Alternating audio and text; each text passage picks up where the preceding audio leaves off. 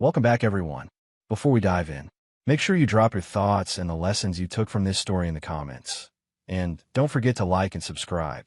Let's get into it. My name is Aaron Mitchell, and I am 34 years old. She dropped it on me over dinner, not at some fancy restaurant where the setting might have softened the blow. No, we were at the kitchen table on a Wednesday night, halfway through takeout Chinese food. "I think we should pause our marriage," Sabrina said, stabbing at her lo mein like she had just suggested we pause a television show. I set down my fork. "Pause our marriage? Just for 3 weeks," she continued evenly, "while I am in Seattle for this business trip." She did not even look up from her plate. "I think we both need some space to figure things out." Space. That word people use when they want freedom without consequences. When they want to keep one foot in the door while testing the waters elsewhere. Figure what things out exactly. I kept my tone level. She finally looked at me, and I saw it. That flash of irritation that I had asked a follow-up question instead of just accepting her terms. "Us. This marriage.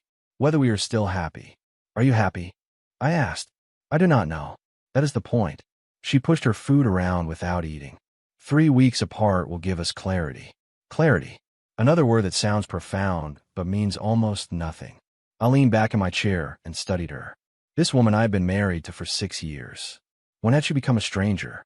"So, you want to pause our marriage," I said slowly, "while you're on the other side of the country for 3 weeks.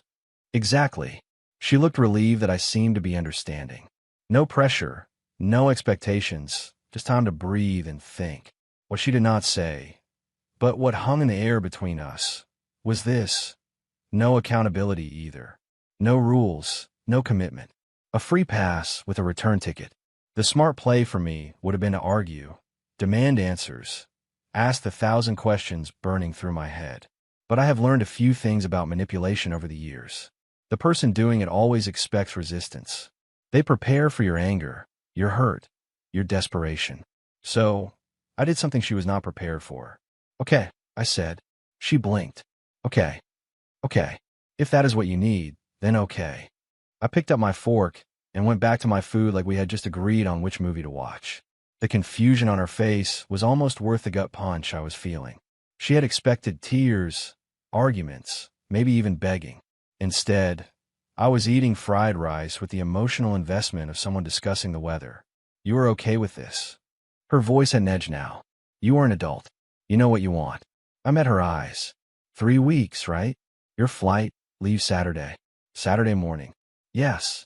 She was studying me, trying to figure out what game I was playing. "You are being strange about this." "How should I be?" I asked. "You want space. I'm giving you space." It seemed straightforward. The next 3 days were fascinating in the worst way. She kept circling back to it like my acceptance bothered her more than resistance would have. She would make comments about the trip, watch for my reaction, mention how long 3 weeks was, and wait for me to crack. I did not. Friday night, she packed her suitcase in our bedroom while I watched television in the living room. She came out twice, lingering in the doorway like she wanted to say something. Both times, I just nodded and went back to the screen. Saturday morning arrived. Her ride to the airport was scheduled for 6 o'clock. I got up at 5:30, made coffee, and acted like any other morning. She stood by the door with her luggage and, for the first time since Wednesday, looked genuinely uncertain. "So, I guess this is it," she said. "Safe flight." I handed her a travel mug of coffee I had made. "Text when you land." She took the mug, her hand shaking slightly. "Are you sure you're okay with this?" I smiled. Not a warm smile, not a cold smile, just a smile that said absolutely nothing. "You wanted to pause," I said. "Have a great trip." She hesitated, then walked out. I watched through the window as she loaded her bags, got in the car, and drove away. The moment her ride turned the corner, I closed the door, leaned against it, and let out a breath I had not known I was holding. 3 weeks. She thought I would spend them waiting by the phone, pining for her return, proving how much I needed her. She had no idea what 3 weeks of freedom could do to a man who had finally stopped lying to himself. I pulled out my phone and opened my notes application. I started a new list. Things to do while the marriage is on pause. First item. Figure out if I want to press play again when she gets back. Spoiler alert. I already knew the answer. The house felt different with her gone. Not empty, just honest. I spent Saturday doing what I had not done in years. Whatever I wanted. I ordered pizza at 10 in the morning because why not? I put on music she hated. I left dishes in the sink without hearing a lecture about responsibility. By Sunday, the clarity she promised started hitting, just not in the way she intended. I called my friend Devin. We had been close before the marriage, then drifted when she made it clear she did not like my friends. They are immature, she once said. Translation: they saw through her act. No way, Devin said when I told him about the pause. She actually said that word for word, and you said yes, just like that. Seemed easier than the alternative. I was sitting on the back porch, beer in hand. It was the first one I had had in the house in months. Last year, she had declared the house a health zone. Brother, you know what this is, right? Devin's voice got serious. This is her testing the waters while keeping you in reserve. I thought the same thing. Hearing it out loud made it concrete. Probably I admitted. So, what are you going to do? Good question. What was I going to do? Monday morning, I took a personal day from work. I made an appointment with Harold Whitaker, a divorce attorney Devin recommended. Not because I had decided anything definite, but to understand my options. Whitaker's office was downtown, one of those places with leather chairs and law books lining every wall. He listened to my story without interrupting, taking notes on a yellow legal pad. Let me ask you something, he said when I finished. Do you think she's coming back ready to fix this marriage? Honestly, I think she's coming back expecting to find me broken and grateful she returned at all. He nodded slowly. I have seen this pattern before. The spouse who asks for space usually is not looking for answers. They are looking for permission. Permission for what? To do whatever they want without technically being the bad person. They can say, we were on a break, and avoid responsibility. That tracked. She had been careful with her words. Not separation, not divorce, just a pause. Plausible deniability, wrapped in therapy speak. What would you do? I asked. If you were me. Whitaker leaned back. I would use these 3 weeks to get your documents in order. Financial records, property assessments, understand your rights. If she comes back and you decide to work it out, great. You have lost nothing but some consultation fees. But if she comes back expecting you to accept whatever happened in Seattle, he shrugged. You will be prepared instead of blindsided. I left his office with a folder full of documents to gather and a strange sense of relief. I was not planning for divorce. I was planning for self-respect. That afternoon, I did something else I had not done in years. I hit the gym. Not the calm, boutique place she preferred with the smoothie bar and eucalyptus towels. I went to the old-school gym with free weights, chalk in the air, and people who actually broke a sweat. It felt good, like pulling something lost back into my hands. Tuesday, my phone buzzed. Text from Seattle. Settled into the hotel. Time difference is rough. Miss you. I stared at it for a long moment. Miss you. 2 words that would have made my chest tight 6 months ago.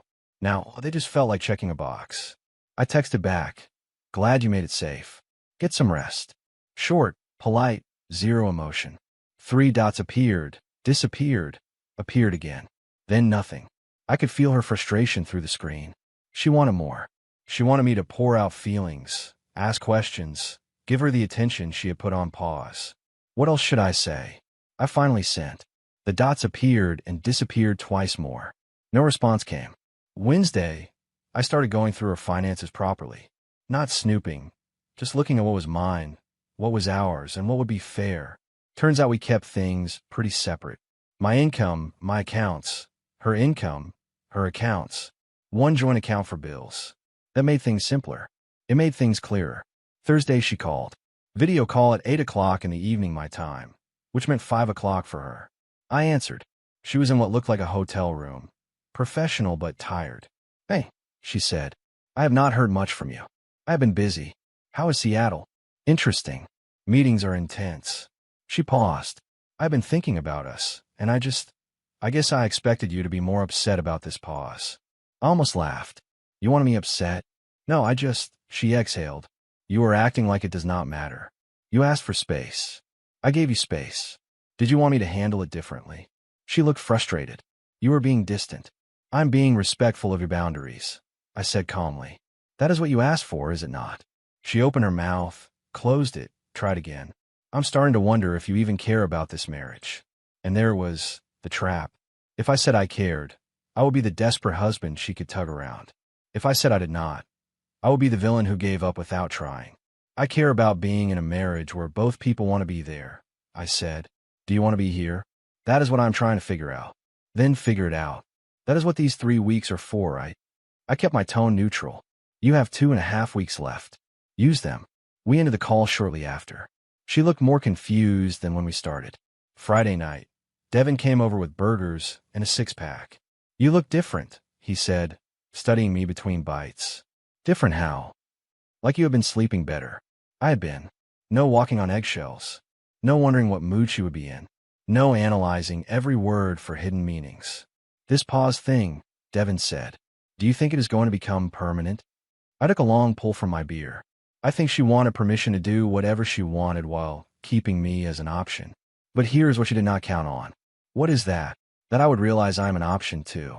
And I might decide to exercise my options. Devin raised his bottle. About time. The first week without her was ending, and I discovered something she probably had not wanted me to find. Life without the constant manipulation. It was genuinely good.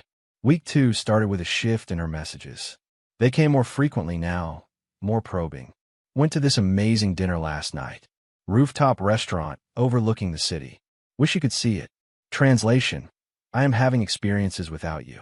Feel jealous yet? I sent back a thumbs up emoji. That was it. 10 minutes later. That is your response? Sound nice, I typed. Enjoy yourself. Radio silence for 6 hours. Then, what have you been up to? I could have lied and pretended I was miserable. Instead, I told the truth. Hit the gym this morning. Grabbed lunch with Devin. Pretty standard week. The response came fast. Devin, since when are you hanging out with Devin again? Since you are not here to tell me he is a bad influence, I thought. We grabbed burgers, caught up on things. What things? I stare at my phone. This was the woman who wanted space to figure things out. Now, interrogating me about having lunch with a friend. Just life. How are your meetings going? Subject change. She did not like that. Fine. But seriously, you and Devin have not talked in like 2 years. 3 years. I corrected. And whose fault was that? I regretted sending it the moment I hit send. Not because it was not true, but because it gave away that I was thinking clearly about the past. She did not respond for the rest of the day.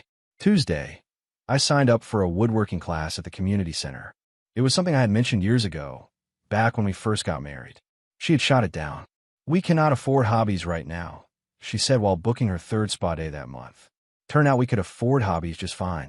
I could afford hobbies just fine. The class was Tuesday and Thursday evenings. Basic stuff. Measuring, ripping, sanding. But I liked it. I like working with my hands. I like being around people who did not care about my marriage status or whether I was meeting someone else's expectations. The instructor, Calvin Thompson, took to calling me straight cut because I was careful, methodical, unwilling to rush. Wednesday, she tried calling. I was in the middle of class. Phone on silent. I did not see it until I got home at 9:30. 3 missed calls. 2 voicemails. The first voicemail, hey, just calling to check in. Call me back when you get this. The second voicemail, it has been 3 hours. Where are you? Call me. The entitlement in her tone was fascinating. She had asked for a pause, but expected me to be available on demand. I texted instead of calling, sorry. Was in a class. Everything okay? What class? Woodworking. Started this week. Woodworking? Since when? Since I had free time. 3 dots appeared and disappeared about 5 times. Finally, we need to talk tomorrow. Actual talk, not texting. Sure, I sent back. What time works for you? But I did not feel that knot in my stomach anymore. I did not feel that automatic anxiety about what she wanted to discuss. If anything, I was curious about what excuse she would come up with. Thursday, she called right at 6 o'clock in the evening my time. I was grabbing dinner before my class. You sound busy, she said after I answered. Eating dinner. What is up? I've been thinking about us a lot. Her voice had that careful tone, the one she used when she was trying to seem vulnerable. This time apart has been hard. Has it? I took a bite of my sandwich and let the question hang. Of course it has. Have you been struggling? Struggling. Interesting choice of word. I have been managing, I said. Managing. She repeated it like it was a foreign concept. That is it. You're just managing. What did you expect? I do not know. Maybe some indication that you miss me? That this pause is affecting you. I set down my sandwich. You asked for space to figure out if you were happy in this marriage. Did you want me to spend 3 weeks begging you to come back to prove I need you? Silence. Because that is not happening, I continued. You wanted clarity. I'm getting clarity, too. What does that mean? Her voice rose slightly. It means I'm realizing some things while you're gone. Like what? Like how much easier it is to breathe when I'm not constantly worried about saying the wrong thing, or doing the wrong thing, or being the wrong thing. More silence. Then, that is not fair. Is it not? When is the last time I did something for myself without checking with you first? When is the last time I saw my friends without getting a lecture about priorities? I never stopped you from seeing your friends. I almost laughed. You did not have to stop me. You just made it so miserable every time I did that it became easier not to. I cannot believe you're saying this. Her voice cracked slightly. I thought this time apart would help us, and you're using it to build a case against me. I'm not building anything. I'm just seeing things clearly for the first time in years. So what? You are done. You have given up on us. I have not given up on anything, I said calmly. But I'm not going to pretend the last few years have been healthy just because it is uncomfortable to admit. She was crying now. I could hear in her breathing. A year ago, those tears would have broken me.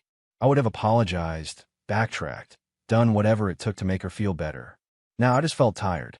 Look, I said, you have another week and a half in Seattle. Finish your trip. Figure out what you want. Will you be here? The question came out sharp, because it sounded like you were already gone. I'm exactly where you left me, I said. But I am not waiting around like a lost puppy. That is not who I am. We ended the call shortly after. I sat in my car for a few minutes processing. Then I went to my woodworking class and lost myself in sanding a block of walnut until the edges felt like silk. Friday afternoon, Devin called. You are not going to believe this, he said. What? Erica ran into your wife's friend Jasmine. Apparently, Jasmine got a call from Seattle last night. Your wife was crying about how you have changed, how you're being cold, how she thinks you're going to leave her. She said that. Word for word, Devin said. According to Erica, Jasmine told her that is what happens when you press pause on a marriage. Your wife apparently said she needed to clear her head, not lose her husband. I could not help it. I laughed genuinely. What is funny? Devin asked. She wanted a pause. She's getting a pause, but she still expects me to be on standby, ready to jump when she snaps her fingers. So what are you going to do? Finish my woodworking project. Hit the gym. Maybe grab dinner with people who actually value my time. And when she gets back, I looked around our living room at the space I had reclaimed, at the life I had started rebuilding. When she gets back, she's going to find out that pressing pause gave me time to realize I do not need to press play again. Devin was quiet for a moment. You sound different, man. Stronger. I feel different. Turns out 3 weeks of not being manipulated does wonders for your mental health. That weekend, her messages became almost frantic. Photos of Seattle skyline, long updates about her day, questions about mine. Each one more desperate for engagement than the last. I responded to all of them, polite, brief, emotionally neutral. With each short reply, I could feel her panic growing from far away. 9 days remained until she was supposed to return. 9 days for her to realize that the pause she had asked for had become the space I needed to find myself again. And there was no going back from that. I was finishing a bench press set when my phone buzzed on the gym floor. Saturday morning. Text from her. Flying back Monday. Need to talk in person. No question mark. No request. Just an announcement. I wiped sweat from my face and stared at the message. She was coming back a full week early. Everything good? A voice asked. It was Kendrick, a new friend from the gym. Former military, sharp eyes, zero tolerance for nonsense. My wife is cutting her trip short. The one who wanted the marriage pause. He nodded once. That is interesting timing. You ready for whatever that conversation is? I thought about the neatly labeled folder in my desk drawer. Not filed papers, just prepared. Yes, I said. I am ready. Monday came faster than I expected. I took the day off work, cleaned the house. Not because she expected it, but because I wanted to. I finished the cutting board I had been making in class. A simple, beautiful slab of walnut and maple joined in clean lines. I went for a run. Her flight was due at 2 o'clock in the afternoon. She texted that she would take a rideshare straight home. I was ready by 1 o'clock. Sitting in the living room, cutting board on the coffee table, mentally steady for whatever was coming. She walked through the door at 3:15. Two suitcases, exhausted, and somehow different. Her hair was trimmed, her clothes new. "Hey," she said, setting down her bags. "Welcome back. How was the flight?" She looked around the house like she was seeing it for the first time, taking in the changes. A small rack of free weights in the corner. The woodworking magazines on the side table. The absence of clutter that was usually hers. "The house looks different," she said. "I have been keeping busy." She picked up the cutting board, ran her fingers over the smooth wood. "You made this." "Finished it yesterday." "Woodworking class." "The class." She set it down carefully. "We need to talk." "Okay. Do you want something to drink first? Water? Coffee?" "No. She sat on the couch. The exhaustion was not just from travel. It was from stress. "I made a mistake." "Which mistake are we talking about?" She flinched at my tone. The pause. Asking for space. All of it. Why was it a mistake? Because I thought time apart would help me figure things out. But instead it made me realize what I have, what I could lose. I sat in the chair across from her, not beside her on the couch. The distance was deliberate. "What changed? 9 days ago, you needed 3 weeks to figure out if you were happy. Now you're back early, saying it was a mistake." She looked down at her hands. "I talked to Jasmine. She mentioned running into Erica, who said you seemed different. Happy. And that bothered you." "It scared me," she corrected. "The thought that you were moving on, that you did not need me." "I do not need you," I said quietly. Her head snapped up. "What? I do not need you. That is what these 9 days taught me. I can function just fine on my own. Better, actually. So that is it. You have already made up your mind. You asked for a pause. I gave you one. But pauses work both ways. While you were in Seattle figuring out if you wanted this marriage, I was here figuring out the same thing. And I spent these days reconnecting with friends you pushed away, doing hobbies you dismissed, going to the gym without hearing how it was taking time away from us. And you know what I realized?" She did not answer. "I realized that being alone felt better than being with someone who makes me feel alone." Tears started to run down her face. "You were saying you want a divorce. I'm saying that this pause showed me what our marriage actually is." I kept my voice even. "You control everything. Who I see, what I do, how I spend my time. The moment you loosened that control for 9 days, you panicked and came running back. That is not fair. I was trying to work on myself by going to Seattle." I cut her off. "By asking for space from your marriage while on a business trip? What exactly were you working on?" She stood and paced. "I know it sounds bad, but I genuinely needed time to think, to figure out what I wanted." "What do you want?" "I want us. I want this marriage to work." "Why?" I stood too, keeping the coffee table between us. "Because you actually want it, or because you do not like the idea of me being okay without you." "That is not." "Answer the question. If you came home and found me devastated, begging you to stay, would you respect me more or less?" She froze. The answer was written across her face. "That is what I thought," I said.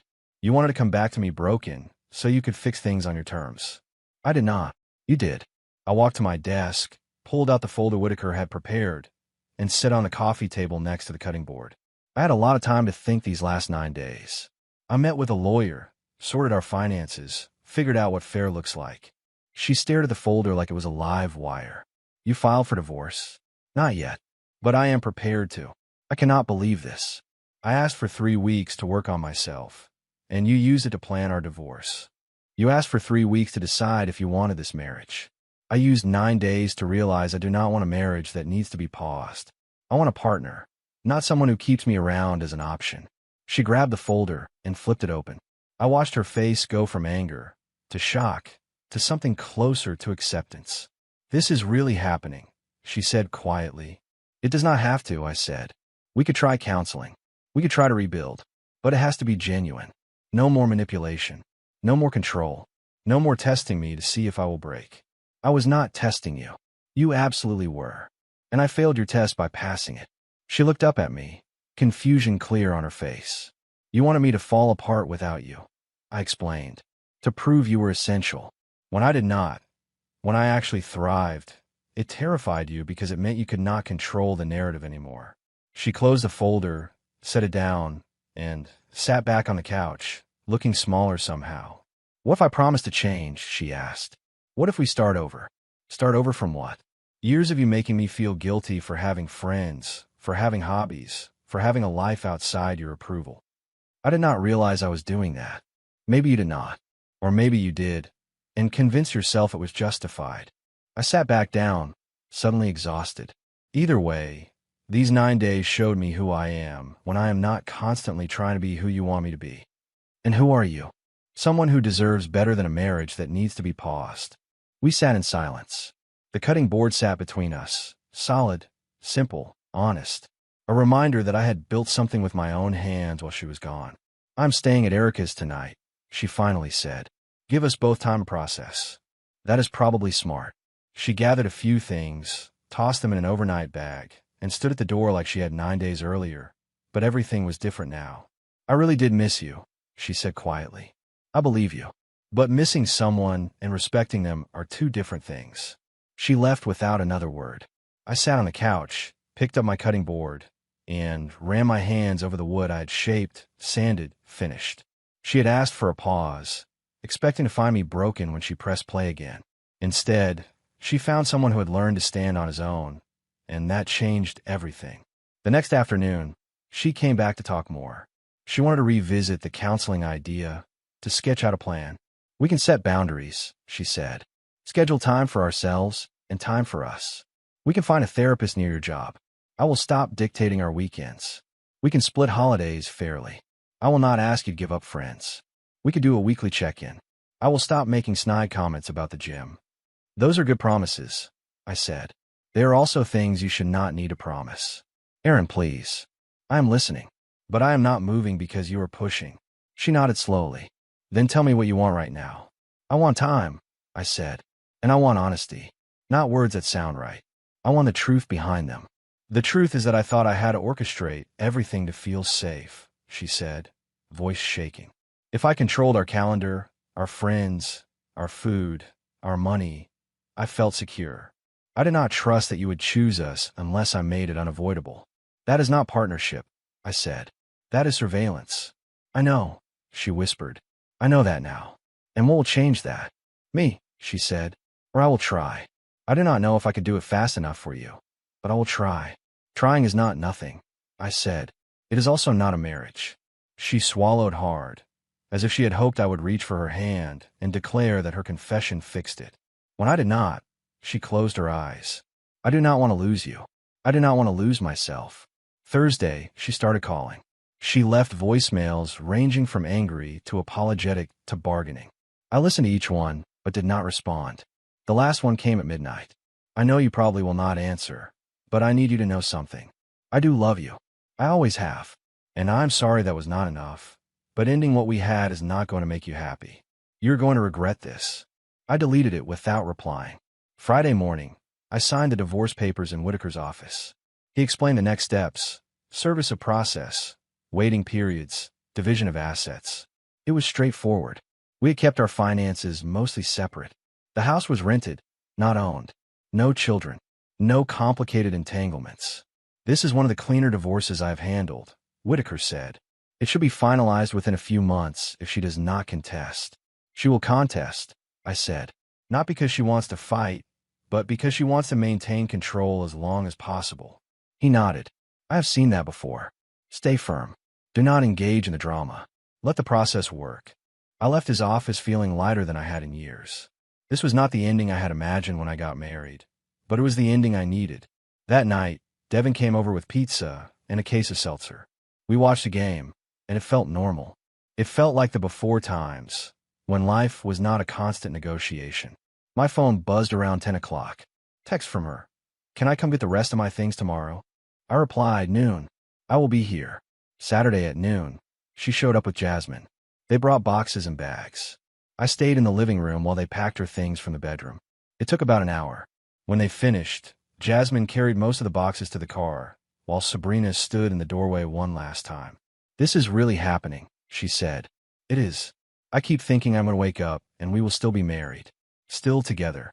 We are still married, I pointed out. Just not for much longer. You sound so calm about it. I am calm about it. This is the right decision. She shook her head. I will never understand how you can just turn off your feelings like that. I'm not turning them off. I'm just choosing not to let them control me anymore. She left without saying goodbye. Jasmine gave me a sympathetic look on her way out. I closed the door and looked around the house. It felt emptier now, but not in a bad way. More like space had opened up. Room to breathe. Room to become whoever I was supposed to be before I spent 6 years shrinking myself to fit someone else's vision. My phone buzzed. Text from Kendrick. Bench press session tomorrow morning. I typed back, I will be there. Another text, this time from Calvin Thompson, the woodworking instructor. Starting an advanced class next month. Interested? I replied, definitely. In the weeks that followed, I learned the difference between silence and peace. The first feels like a void. The second feels earned. I got used to mornings that belonged to me. Coffee and stretching. Early lifts with Kendrick. Evenings with sawdust on my shirt and grain patterns stuck in my head. She contested the divorce briefly. She wanted spousal support despite making more than me. She wanted half of everything despite our prenuptial agreement. Eventually, her lawyer probably told her what mine already knew. She did not have a case. The final hearing took 20 minutes. The judge signed the papers. We walked out of the courthouse from different exits. I did not see her again that day. Life moved forward in ways I had not expected. The woodworking hobby turned into a small side business. I started selling cutting boards and small furniture pieces online, enough to fund more tools and classes. Kendrick introduced me to an indoor climbing gym in the city. Turned out I was decent at it. Devin and Erica set me up on a few dates. Some went well, some did not. I was in no rush. For the first time in years, I was comfortable being alone. 6 months after the divorce, I ran into Sabrina at a coffee shop downtown. Pure coincidence. She was with a man in a suit. He looked polished and corporate. She saw me and froze. I nodded and went to place my order. Wait, she called out. I turned. How are you? She asked, leaving the man at their table. Good. You? I am okay. Her smile did not reach her eyes. This is strange, is it not? A little. I heard you're doing woodworking now, she said. Selling things online. Yes. It is going well.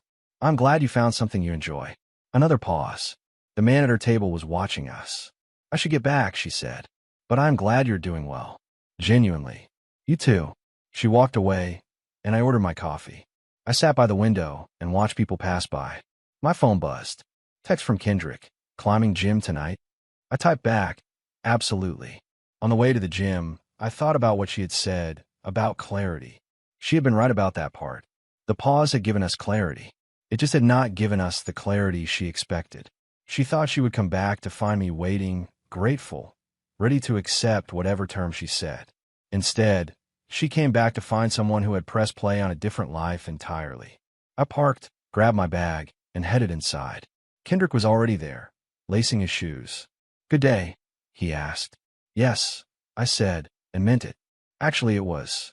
We climbed until my arms burned and my mind felt clear. Later, at home, I stood in the kitchen and ran a palm across a new cutting board in progress. White oak this time, the grain soft under the light. The house was quiet, not empty, not lonely, just mine.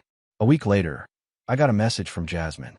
She wanted to return a book of mine that Sabrina had found tucked behind a shelf. I told her she could drop it off or leave it with Devin and Erica, whichever was easier. She chose to leave it with them. Later, Devin said Jasmine looked embarrassed handing it over. She told Erica that Sabrina is seeing someone, Devin said. I guess that was the man in the suit. That makes sense. You all right? I am. You know, Devin added with a small grin, Erica says your walnut board sold out online in a day. She thinks you should do a pop-up at the community market. I laughed. Tell Erica I will think about it. The following month, the community center asked me to assist Calvin with beginners during evening sessions. I stood beside a young student, a teenager named Miles, and guided his hands as he learned to plane an edge true. You feel that? I asked. That little catch means your angle is off. Bring your wrist in. He grinned when a ribbon of wood curled up and floated to the floor. Like that. Exactly like that. After class, Calvin clapped me on the shoulder. You have a steady way with people, he said. Not just the tools. Thank you. People listen when you are calm, he added. It is a gift. I carried that with me when, a month later, Sabrina sent a long message. There was no pleading, no bargaining, just a piece of writing that sounded more like reflection than demand. She said she had started seeing a counselor. She said she had told the counselor that she had built a relationship like a puzzle, constantly rearranging the pieces until I fit the picture she wanted to see. She said the counselor asked her when she first learned that controlling things felt safer than trusting, and she had mentioned her childhood in a house where unpredictability was the rule. She apologized, not to move me, simply to say she finally understood her part. I read it twice. Then I replied, "Thank you for sharing that. I hope you keep doing the work. I wish you well." She responded, "I wish you well too." There was nothing else to add. We were done saying things that only complicated what had already been made simple. On an early morning run, the air cool against my face, I thought about every version of myself I had been in the past few years. The one who apologized first. The one who kept quiet to keep the peace. The one who joked his own needs into silence. That man made sense when I believed love meant accommodating whatever the other person could not face. But I cannot go back to him. Not now, not ever. Months slid by. The pop-up market happened. I took a folding table and a few dozen boards, maple with walnut inlay, walnut with maple, a handful of cherry boards with beveled edges. Kendrick and Devin stopped by and teased me for arranging my display with surgical precision. Erica brought lemonade. A couple bought a maple board and said they were going to use it for their first Thanksgiving hosting. The wife whispered, "We will think of you when we slice the pie." I smiled in spite of myself. Near the end of the afternoon, a man in a dark blue apron paused, turned a board over, and nodded appreciatively. "Clean work," he said. "Where did you learn?" "Community center," I said. "A good teacher." "You have a card?" he asked. I handed him one. He glanced at it, then slipped it into his pocket. "We are opening a small home goods shop over on River Street. We are looking for local makers. If you are interested in consignment, come by next week. I am there most afternoons." After he left, Devin elbowed me lightly. "You look like you are trying not to grin."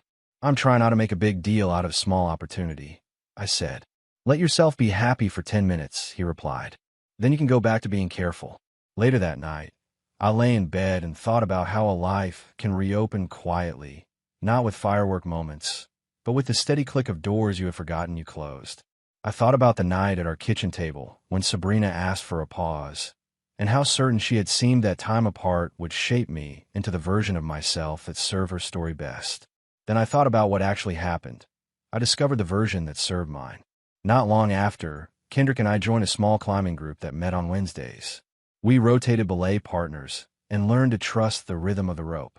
"On you," Kendrick would say as I leaned back into a controlled fall, and it meant I could let go because someone competent was paying attention. People forget that trust is not a feeling first. It is a practice. You do it until your body believes you. Sometimes I wondered if Sabrina had found that practice in counseling, if she was learning to let go without grabbing for control to feel steady. I hope so. Not for us. For her. One evening, I got an email from the River Street shop. They wanted 12 cutting boards before the holidays and 6 small-footed trays if I had time. I looked at my calendar at the rows of ordinary days that were mine to arrange, and felt the kind of gratitude that is quiet and precise. I wrote back and said yes. I did not tell anyone for a few hours. Then I texted Devin and Kendrick and Erica in a group chat. The replies came back fast. Applause emoji from Erica, a biceps from Kendrick, 3 exclamation points from Devin, and then, "Let us celebrate with ribs." "You and the ribs," I wrote back. Devin replied, "Do not stand between a man and his traditions." In the workshop corner of my apartment, I ran walnut and maple across the joiner, listening to the machine's steady hum. I measured, marked, glued, clamped, and sanded as dusk folded into night. When the last board took oil and the grain came alive, bursts of chocolate and cream swimming to the surface, I thought about how simple things get complicated when you try to hold them too tight. What teaches you that? Press too hard and you burn it. Rush the grit on sandpaper and you scratch lines you cannot hide. Take your time, and the surface tells the truth back to you. On a Sunday morning in winter, I carried the finished boards to my car, wrapped in brown paper like gifts to people I would never meet. I dropped them off at the shop and walked the block with a hot coffee. A father tugged his son's mitten and laughed. A couple argued gently about an errand. Somewhere a dog barked twice, impatient and hopeful. The ordinariness of it all felt like a currency I finally had enough of. Later that day, as I wiped down my workbench, My phone buzzed with an unknown number. It was Whitaker's assistant. Just confirming we have the stamped final decree in our files and yours. Nothing further is required from you. Take care. Thank you, I said. I set the phone down and stood quietly for a minute. Not because I was unsure, because closure deserves a breath taken on purpose. That evening, I met Devin and Erica at a little place near the river that did grilled chicken and greens the right way. Kendrick showed up late, fresh from a run, grinning and unapologetic. We ate and laughed and made ridiculous predictions about a game that none of us genuinely understood, but all of us pretended to. Devin told a story about his nephew's school play that had us all wiping our eyes. Erica rolled hers and kissed him on the cheek. You know what I see? Kendrick said, leaning back. A person who picked himself up and built a life with both hands. Respect. I nodded. I had help. You let the help matter, Erica said. That is the key. On the way home, I drove past the community center. The auditorium was lit. A youth orchestra was rehearsing. Music rose in long lines, held steady by people listening to each other. I parked for a minute and watched through the glass doors. Some parts of life sound best when every player knows when to lead and when to leave room. I did not text Sabrina anymore. She did not text me. When a memory flickered, the kitchen table, the long afternoons watching the clock, I let it be a picture from a house I moved out of. If I felt a small ache, I recognized it for what it was, proof that I had loved in good faith. There is no need to be ashamed of that. A few months later, while picking up wood at a supplier on the edge of town, I ran into Calvin loading boards into the back of a van. Busy, he asked. A little, I said, smiling. Good. Keep your edges clean and your heart softer than your planes. That sounds like something you made up. It is, he admitted, chuckling. But it does not make it wrong. I drove home with the scent of oak filling the car and the radio low. The shop on River Street sent another order. The climbing routes got harder. Devin and Erica got engaged.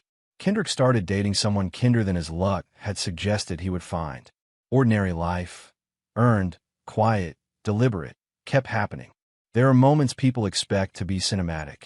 The grand declarations, the second chances, the dramatic returns. But for me, the real turning came at a kitchen table with takeout containers and a word that pretended to be noble. Pause. She asked for it, and in granting it, I found out the simplest thing about myself. When given room, I grew. If you had asked me then what I wanted, I would have said freedom, respect, a life lived on my terms. Months later, standing in a bright workshop with oil warming in my hands and wood gleaming like it had been waiting for me to notice, I realized I had it. Not the loud kind, the reliable kind. The kind that lets you wake up and recognize yourself before anyone else tells you who to be. I did not know where Sabrina's story went next. I hope she kept going counseling. I hope she learned to trust without managing every inch of the ground first. We were two people who could not be married anymore, and admitting that was not cruel. It was adult. One evening, after finishing a batch of cherry boards, I took a walk. The neighborhood was quiet. A woman across the street watered a stubborn rosebush and hummed something I did not know. A child raced a scooter down the sidewalk and shouted hello. I waved back. I thought about the man I had been on the night of the pause, certain I would spend 3 weeks miserable and lost. That man was gone. In his place stood someone who knew what it felt like to do right by himself and not apologize for it. I carried that feeling inside and went home. There was food to cook, music to put on, a text to answer about a route at the gym, a reminder to sand the feet on a tray. Not everything has to be a lesson. Sometimes it is enough that a day belongs to you and that you know how to use it. My name is Aaron Mitchell, and I am 34 years old. Once, a pause nearly took me apart. Instead, it taught me the rhythm of my own life. I did not look back. If you enjoyed this story, please like, comment, and share this video with your friends. Subscribe and turn on the notification bell so you never miss a powerful story drop.